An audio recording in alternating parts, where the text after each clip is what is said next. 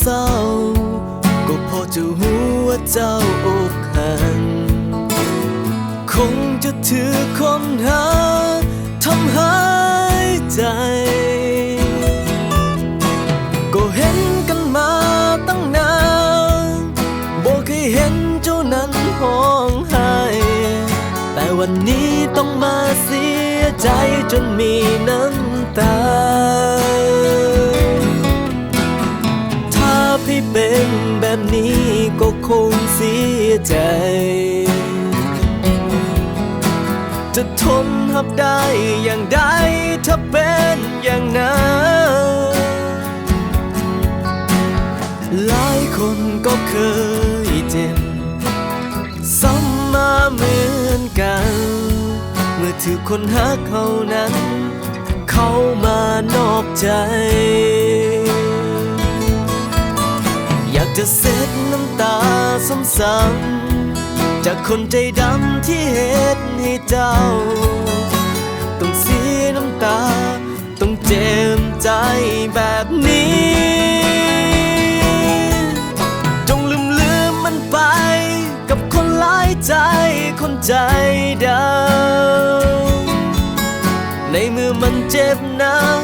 ก็อย่าไปจำให้เจ็บปวดหัวใจให้มันจบไปอย่าไปเสียดายกับคนแบบนี้วันข้างหน้าคงได้พบคนที่ดีลืมความเสียใจในวันนี้แล้วเริ่มต้นใหม่ฟ้าที่มันมืดดำบ่โดนคงสดใสชีวิตเราต้องก้าวต่อไปในวันข้างหน้าให้มันจบลงวันนี้คนเสียใจและน้ำตาจะอยู่แห่งใดก็จงจำไว้ว่า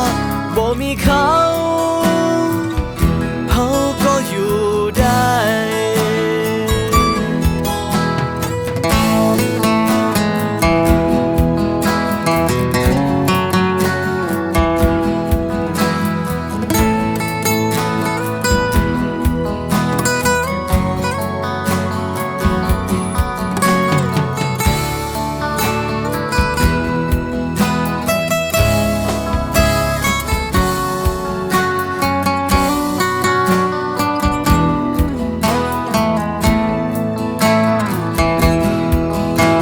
จะเซ็ดน้ำตา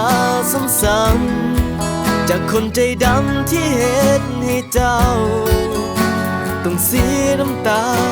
ต้องเจ็บใจแบบนี้จงลืมมันไปกับคนหลายใจคนใจดำในเมื่อมันเจ็บนะก็อย่าไปจำให้เจ็บปวดหัวใจให้มันจบไปอย่าไปเสียดายกับคนแบบนี้วันข้างหน้าคงได้พบคนที่ดีลืมความเสียใจในวันนี้แล้วเริ่มต้นใหม่ฟ้าที่มันมืดดำบ่โดนคงสดใสชีวิตเราต้องก้าวต่อไปในวันข้างหน้าให้มันจบลงวันนี้คนเสียใจและน้ำตาจะอยู่แห่งใดก็จงจำไว้ว่าบ่มีเขา